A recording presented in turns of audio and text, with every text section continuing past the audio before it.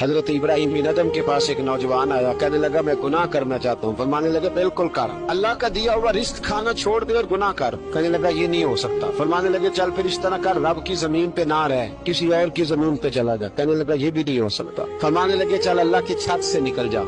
کہنے لگا یہ بھی نہیں ہو سکتا، تو آپ رو پڑے۔ فرمانے لگے پھر جناب اسرائیل جب آئیں تو ان سے کہنا مجھے 2-3 سال کی مہلت دے دے، پچھلی میری گناہوں میں گزر گئی، میں ذرا 3 سال عبادت کر لوں۔ تو وہ شخص بھی رونے لگا، کہنے لگا حضور وہ مہلت نہیں دیتے، وہ جب لینے آتے ہیں تو پھر لے کے اللہ تعالیٰ نے جب انسان بنانا چاہا نا تو جناب جبریل کو کہا مٹی لے کے آ زمین سے۔ حضرت جبریل نے مٹی پہ ہاتھ ڈالا تو باقی کی مٹی رونے لگ گئی، اسے جدا نہ کر۔ تو جناب جبریل چھوڑ کے چلے گئے۔ حضرت میکائیل کو بھیجا، مٹی لا، مٹی پہ ہاتھ ڈالا تو باقی کی مٹی رونے لگ گئی، چھوڑ کے چلے گئے۔ جناب اسرائیل کو بھیجا، مٹی پہ ہاتھ ڈالا تو باقی کی رونے لگ گئی، چھوڑ کے نہ جا۔ تو حضرت اسرائیل فرمانے لگے تیرا رونا دیکھو کہ رب کا حکم دیکھو۔ وہ لے گئے، جب پیش کی تو رب کریم نے فرمایا اسرائیل جان نکالنے کی ڈیوٹی بھی تیری، تو مٹی کو لے آنا، باقی مٹی روتی بھی رہے تو روتی رہے۔